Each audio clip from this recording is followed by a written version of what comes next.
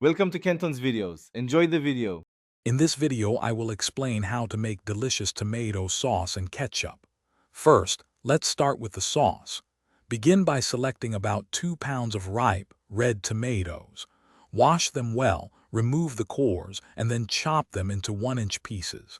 This preparation ensures a rich base for your homemade sauce. You'll be amazed at the difference fresh ingredients make in your cooking.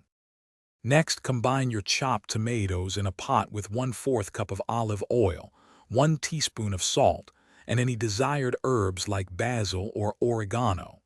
Bring the mixture to a gentle simmer over medium heat. Cook for about 20 minutes, stirring occasionally until the tomatoes soften. Then, blend the sauce until it's smooth and ready to enjoy.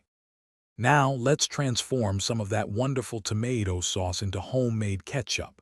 Take about 2 cups of your freshly made tomato sauce. To this, you'll add 1/4 cup of apple cider vinegar, which provides that essential tang. Also, incorporate 2 tablespoons of brown sugar for a balanced sweetness. This combination forms the perfect base for your ketchup. To complete your ketchup, stir in 1 teaspoon of onion powder, 1/2 teaspoon of garlic powder, and 1/4 teaspoon of ground cloves for a unique flavor. Bring the mixture to a gentle simmer and cook for about 15 minutes, allowing it to thicken to your desired consistency. Taste and adjust seasonings as needed. Enjoy your fresh, homemade ketchup.